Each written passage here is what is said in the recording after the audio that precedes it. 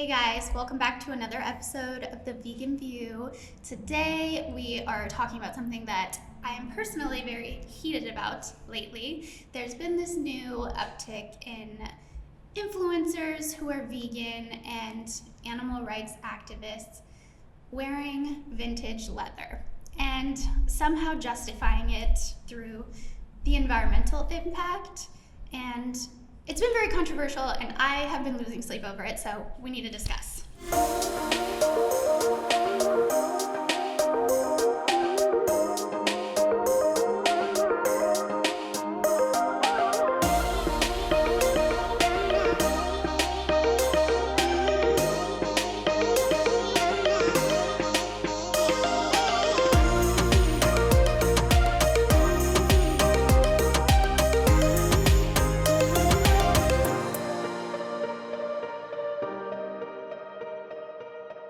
So I feel like we should start off by saying that, one thing that we talk about in many episodes is that veganism is not about perfection, and it's about, doing the best that you can. I mean, literally the definition of veganism is to eliminate animals as far as practical and possible from your life. And so, it's not about being this perfect person overnight, and don't feel like if you're going vegan, you have to then throw out every leather piece of item that you have in your closet, because that's just not sustainable. There's a difference between buying leather and using what you already have in your closet. Yes. And just Hannah and I talk about this all the time. We wish we could be Gucci down and I want some Prada, I want some Louboutins, But do you know how many times I am on the YSL website refreshing and I'm like, did they get vegan leather? Did they get vegan leather? I want that YSL bag too. Are you kidding? I want to spend 4 paychecks on a bag also. I want it. It looks good. It looks nice. I want to feel all, but you know what I resort to? Finding vegan brands that have great quality vegan leather bags. Yeah. That's my luxury. Yeah. It's one thing if you're wearing a leather pair of shoes in your closet that's very incognito and you don't really know what it is. It's another thing if you're an influencer who has millions of followers, many of whom follow you for your animal activism and for your veganism, and you're saying, here's my vintage leather Chanel bag, or here's my vintage leather Gucci bag. And trying to say that because it's vintage, it's okay and it's better. And I think a lot of people think that way. Yeah, as if the vintage. Oh, well, it's reused, so it's, it's better than buying, PU leather. So let's unpack that. Which, is also still controversial. It's, there's many articles on the internet. I've done a lot of research to try to understand this before this episode. And for me personally, there's 2 influencers. I've seen both of these girls get into arguments with people about animal rights, how things are unethical, and blah, blah, blah, blah.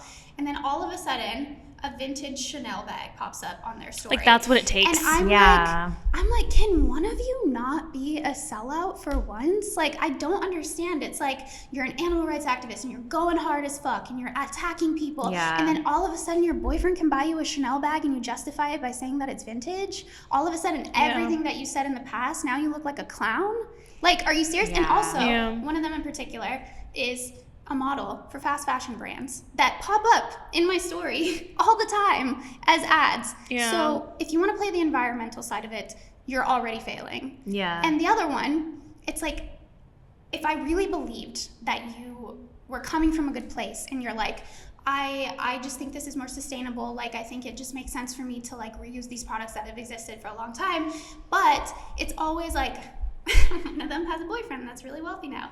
The other one opened up a vintage online store. So the timing of it looks like it's very self-serving and it's very you're not actually caring about the environment. You just found a roundabout way to get that Chanel bag. Yeah. And it's just kind of disgusting because I think you figured out that reselling vintage leather is going to make you a lot of money, because I've checked out your website. You're selling that shit for a lot of money, hundreds of dollars. So I understand you can't sell PU for $500, but you can sell wool, you can sell leather. So it's like, and you're still creating a demand, right? It's like we said, it's one thing to wear something that you've had since before you were vegan, or maybe something that was passed on from your mom or whatever, and you have it and you wear it and you don't really like promote it. You don't go around saying like, oh, this is leather, blah, blah, blah. You're using it till it breaks. And another thing is to buy, seek out vintage leather and then create a business out of it, make money out of once exploited animals, and then you essentially make a living out of animal skin. Continuing to exploit them, even though it happened in the past. They died 50 years ago, but you're still exploiting them. Because you're making a demand. Why promote? You're making a demand even for the vintage. So the Chanel bag in particular, Chanel has their classic handbags that we all know they have the classic handbag that they've had forever. So you think that you posting, it's vintage though, all the girls that follow you, you're an influencer. Unfortunately, you have influence. You have been given this power. That's the fine line that we walk with giving people who maybe not be so smart platforms. But anyways, you are promoting it on there, putting it on your story, and girls are gonna see that. You know what I did the second I saw your story? I Googled Chanel bag brown, and it took me to the Chanel website, a brand new bag. All the girls that follow you, they are not going to go digging through vintage shops. And a lot of times the vintage bags cost more than the new ones. So why would they spend more money? You are influencing them to continue to buy leather bags. And leather has plastic in it. Leather is not a perfect solution for the environment as well. That's one of the main arguments people say is they're like, vegan leather is so bad for the environment. First of all, that just shows how uneducated you are on vegan leather. There are so many different materials out there that make vegan leather now that are not just plastic. There's pineapple leather, mushroom leather, cactus leather, so many options. Anything you can think of, they've made a leather out of it. That basically you can compress any just organic thing and make it leather. It's they're coming up with so many new alternatives, and instead of you taking the time on your platform to promote these and push for these to be be on the market, you're causing a demand for more Chanel bags to be produced, more animals to be killed for their skin. Especially because the excuse a lot of times too is that the vegan alternatives that are sustainable are more expensive. You have the resources clearly to purchase those sustainable vegan options. You're choosing to buy the Chanel bag because you want the Chanel bag. Like Joy was saying, Joy and I want a Chanel bag. Every single one of us at this table wants a Chanel bag, but we're not going to exploit animals to do so. It's just not worth it. And at the end of the day, come out with a vegan one, sure. At the end of the day, that's where your weakest point is a Chanel bag. That's where you break everything and you lose your morals and you become this regular influencer promoting just harm to the environment and to the animals. It's a Chanel bag.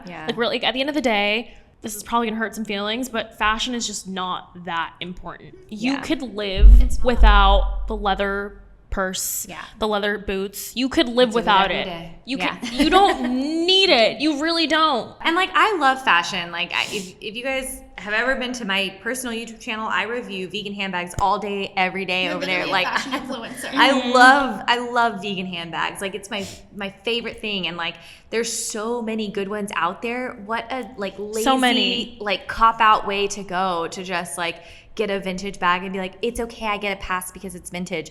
I understand it's not a black and white area. I understand that yes, okay, we're gonna say you can wear leather this time, but you can't wear leather this time. But use your cognitive thinking skills. You have influence. You have millions of people following you. Like we said, people are gonna see a Chanel bag. They don't care if it's vintage. They're gonna go buy the new one because it's easier. But if you were to post a vegan designer, first of all, that would probably make that designer's entire career. All of these influencers all of a sudden have decided that they're environmentalists and I'm just doing what I think is right for the environment, and it's you're helping the environment by buying a Chanel bag. You're helping the environment by opening up a vintage store. That's your contribution to the environment. That's how you're contributing to the environment. You know how you could contribute to the environment is by not purchasing all of these things and promoting them. Why are you promoting more things? Why are you creating more trends and encouraging people to go out and buy the easier option? If you're truly an environmentalist, you would be a minimalist. You would not be buying new things all the time. You should be wearing things that you bought, I don't know, 10 years ago. Imagine It's if so like low. all the influencers and like celebrities and everyone, even us, like we all got together and we told these brands like, hey, wearing animals isn't cool. Like Gucci come out with a vegan bag. Chanel come out with a vegan bag. Like if we ask for that and influencers call these companies out for consistently exploiting animals through and through their websites, then guess what? They're going to create vegan handbags. What message does it send? What message does that send Chanel if you have these like vegan influencers who care about the environment buying vintage or new Chanel bags? It sends the wrong message and it makes the whole movement look bad. You make everyone look bad because then it seems like no one really cares and like we're standing on shaky moral ground. Like I say when people say, oh, how do you live without cheese? It's not oxygen. You can live without cheese. You can live without a vintage Chanel bag. Why do you think that's a necessity? And I know we talked about how like leather still has plastic in it as well, but not to mention just the entire environmental impact that leather has as a whole. It's absolutely astronomically terrible for the environment.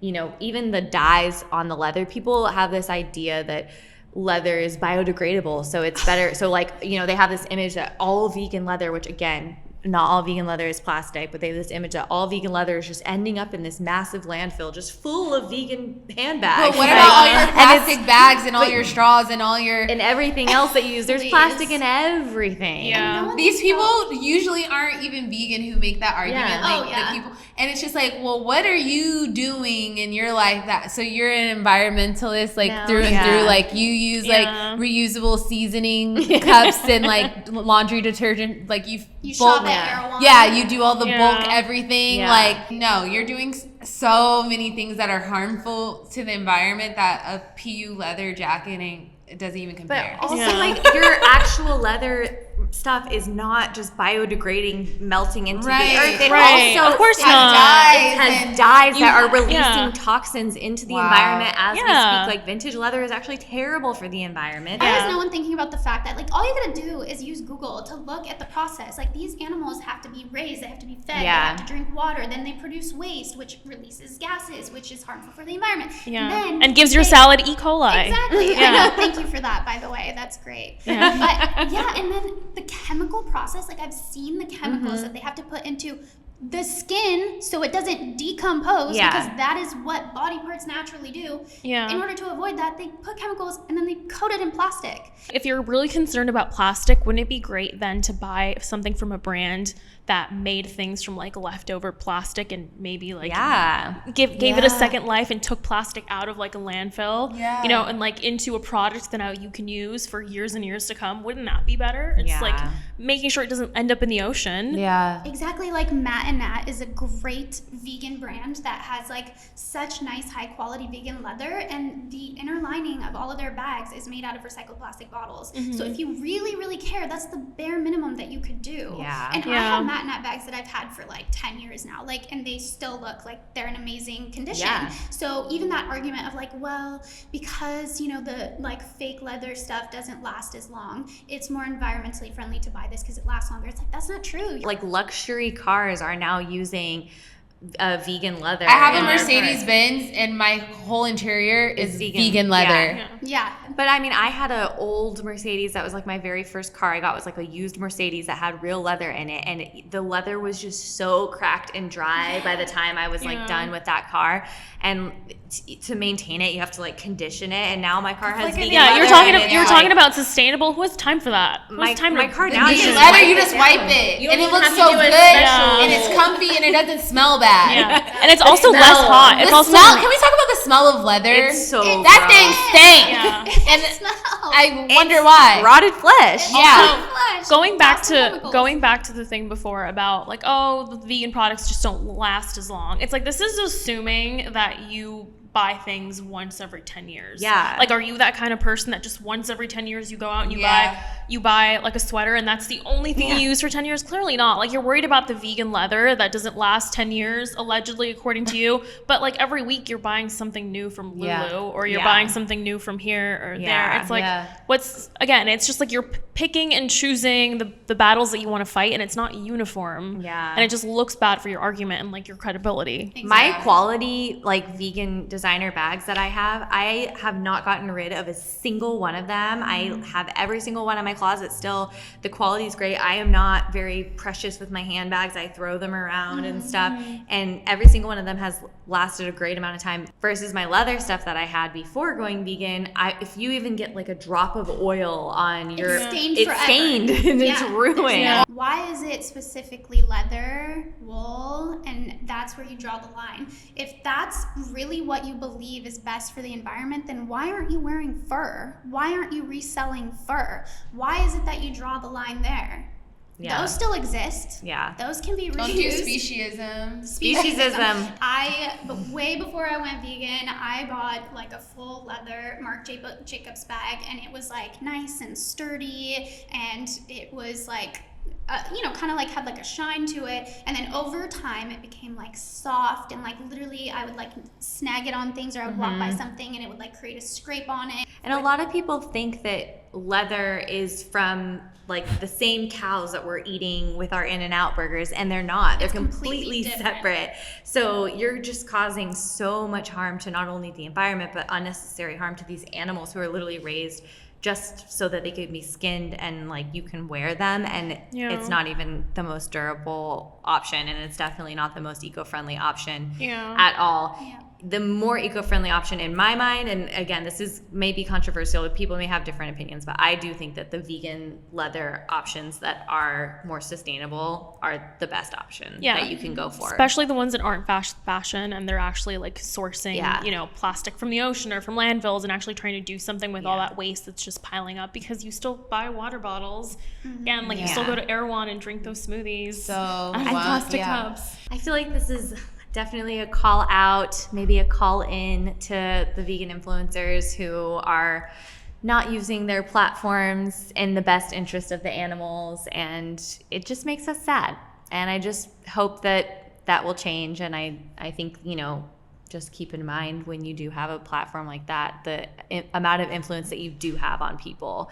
And it's not as simple as just putting vintage in the corner of your stories that you post one time and then you wear the bag the rest of the time. Whew, that was a lot to unpack. I'm very curious to know what you guys think about this whole vegan leather conversation. Let us know in the comments your thoughts. Please put a like, because we know you love this video.